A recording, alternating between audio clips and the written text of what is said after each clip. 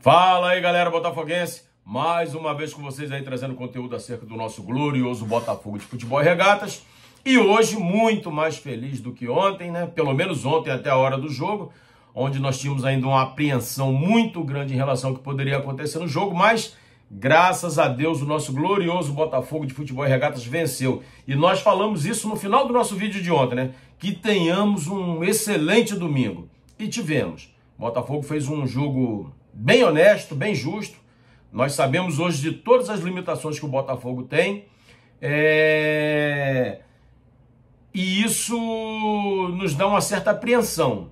Mas ontem, durante o jogo, correu tudo bem. Nós vamos estar falando sobre isso, comentando esse jogo, pedindo a você que deixe o seu like, que deixe o seu comentário. Se você for novo por aqui, dê essa moral pra gente. A gente, tem um sonho de 1.700 até o final desse mês.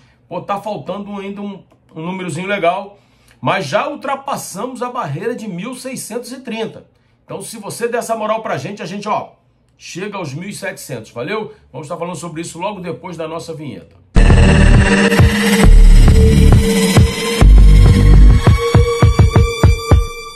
Então, galera, Botafogo e Ceará, ou melhor, Ceará e Botafogo, fizeram um jogo ontem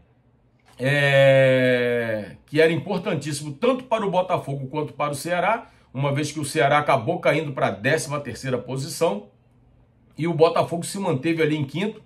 Infelizmente o Bahia também venceu, aliás, o Bahia massacrou o Grêmio, o Mirassol também venceu, massacrou o São Paulo.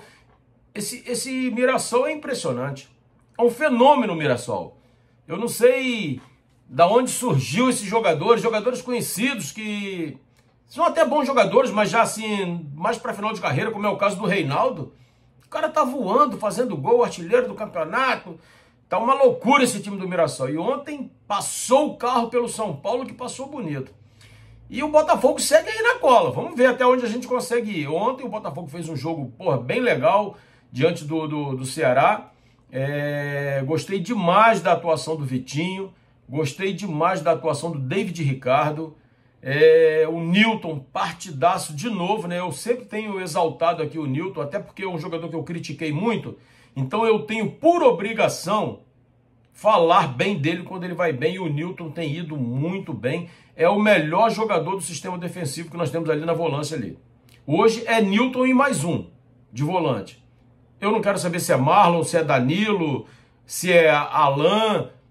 Tem que ter o Nilton. O Nilton é o cara que dá segurança para a defesa. Então, muito boa atuação do Nilton. Gostei demais do Nilton.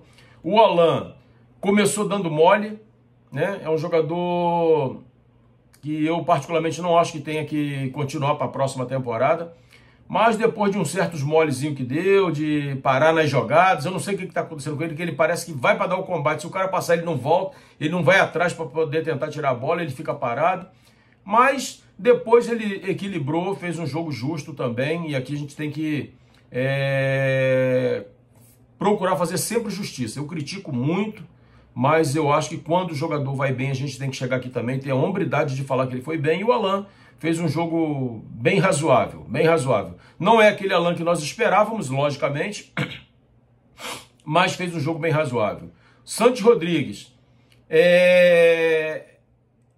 melhorou demais da conta a qualidade do futebol do Santos Rodrigues. A gente está botando aí na tela para vocês aí alguns recortes, né, de manchetes acerca do jogo, como que foi o jogo, para você ir tendo ideia do que foi o jogo aí, tá? Então a gente não vai falar especificamente desses recortes que estão aí, mas tá aí para você dar uma olhada aí e ver como que foi aí a participação do Botafogo e Ceará ontem. Então o Santos tem feito jogos bons. Ontem talvez tenha ficado um pouquinho abaixo de outros jogos que ele já fez, mas mais uma vez foi fundamental. Ele deu uma assistência maravilhosa para o Cris Ramos fazer o primeiro gol. Então assim, é um jogador que aos poucos está crescendo. É certo que o final da temporada já está chegando e a gente não vai poder absorver o melhor do Santos Rodrigues. Essa é uma verdade. Mas para a próxima temporada, eu acredito que ele vai crescer muito. E se o nosso John Textor não vender o Montoro, dá para a gente ter um meio-campo muito bom, a linha de frente ali muito boa, se o John Textor não fizer a besteira de vender esse jogador. porque vai gostar de vender assim lá na China. Eu nunca vi gostar tanto de vender.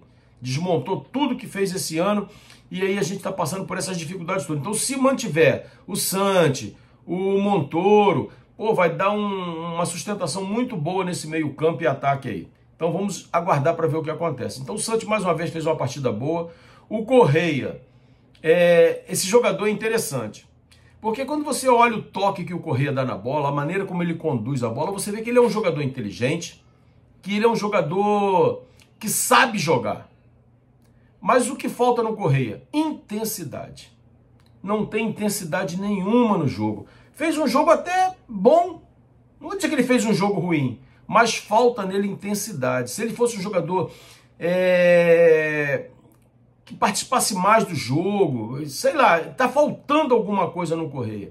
Porque ele é um jogador habilidoso, protege bem a bola.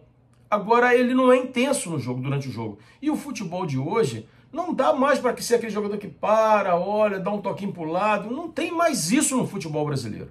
Então ele precisava ser mais intenso no jogo. Mas fez um jogo correto também. Cris Ramos fez aquilo que se espera de um atacante, que é gol. Teve a oportunidade, foi lá e converteu, coisa que o Arthur Cabral não vem fazendo.